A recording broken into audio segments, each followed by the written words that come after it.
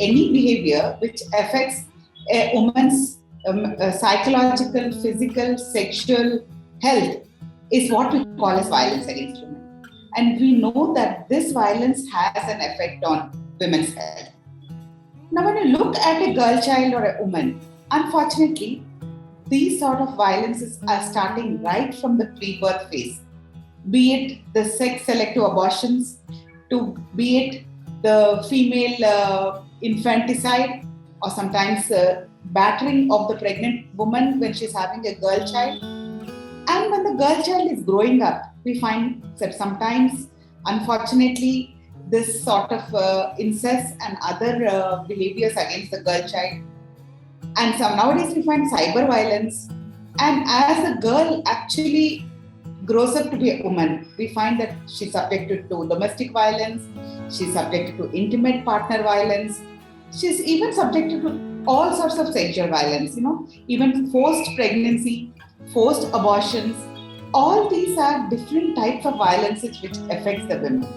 And this has an bearing on the woman's health. And this even affects the woman's life, contributing to maternal morbidity and mortality.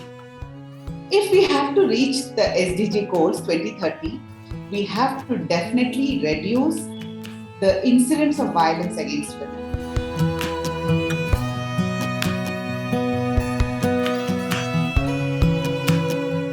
When you look at it, early marriages and women's health, how is it affecting? We find that usually it is the illiteracy and the poverty which are affecting the marriage age. And unfortunately, when the girl and women are not educated, they are subjected to early marriage. So what is happening? The girls are not educated properly. They don't have the financial independence. They don't have the proper mindset or understanding about their own health. So that is why we find that these girls who get married at a younger age are having so many physical problems, like be it anemia, where there is reduced hemoglobin, which actually again contributes to maternal morbidity and mortality. And we find that these young girls, when they don't have the educational or financial independence, when they get married early, they have early pregnancies. So that again leads to maternal ill health.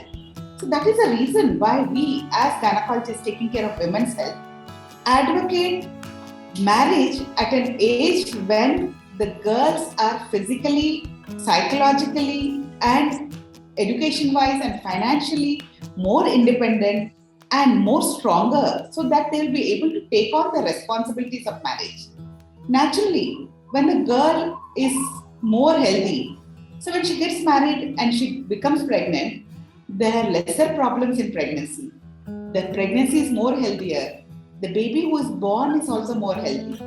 So naturally, a healthy baby will lead to a healthy adult. So you have to understand that the early marriage and ill effects of pregnancy are so closely linked. And again, poverty and education are the biggest hindrances which can be improved if we increase the age of marriage so that all the problems can be reduced. When you look at our Indian culture, we always talk about Stree Shakti, we talk about environment and everything. What we need to understand is, if we take care of the girl child and we give her everything possible to grow up, we nurture the girl child, what is it that you are doing? You are nurturing the future generation.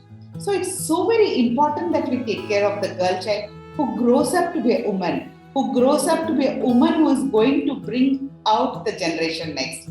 So what I always tell is, we Indians culturally are very strong. So we need to take care of our women so that they actually will be able to take care of the society